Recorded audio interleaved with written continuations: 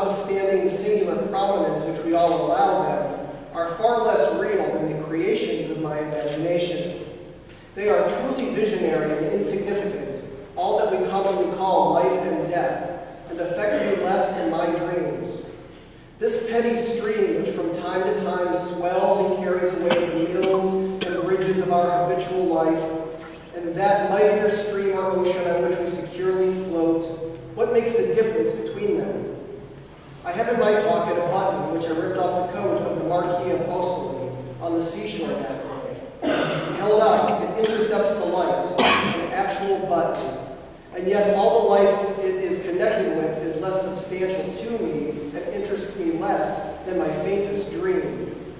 Our thoughts are the epics of our lives. All else is but a journal of the winds that blew while we were here. As for missing friends, what if we do miss one another? Have we not agreed on a rendezvous? While each wanders his own way through the wood without anxiety, I, with serene joy, though it be on his hands and knees over rocks and fallen trees, he cannot but be in the right way. There is no wrong way to him. How can he be said to miss his friend, whom the fruits still nourish and the elements still sustain?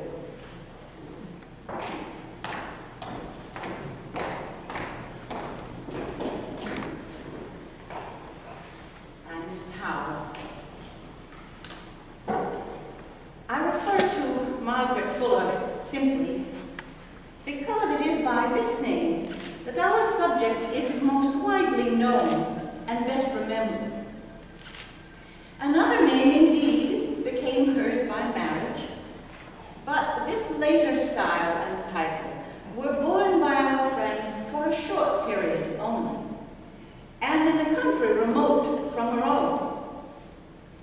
It was as Margaret Fuller that she took her place among the leading spirits of her time and made her brave crusade against its unworthier features.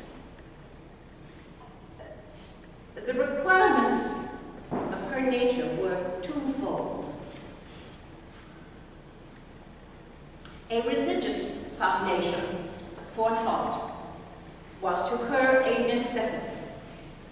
Equally necessary was to her the untrammeled exercise of critical judgment and the thinking her own thoughts, instead of accepting those of other people.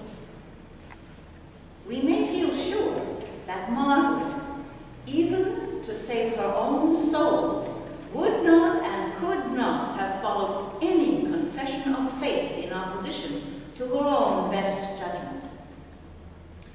She would have preferred the hell of the free soul to the heaven of the slave. To combine this intellectual interpretation of religious duty with the simple devotion which the heart craves is not easy for anyone.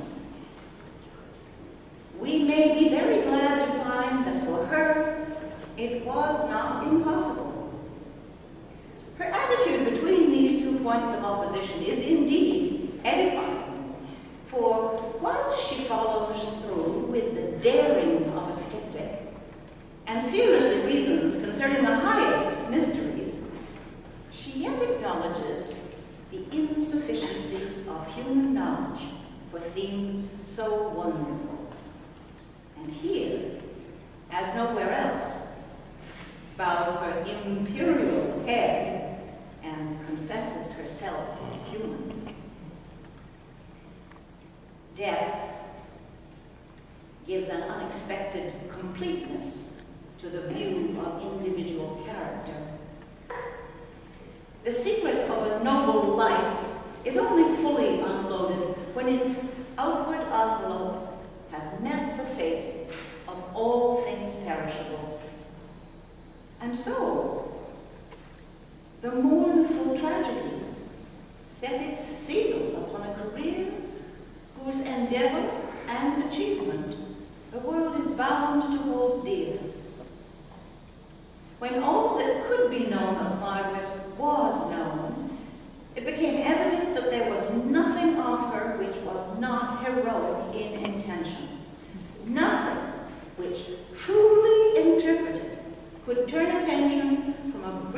exterior to meaner traits, allowed and concealed. That she had faults, we need not deny, nor that, like other human beings, she needs must have said and done at times what she might afterwards have wished to have better said, better done.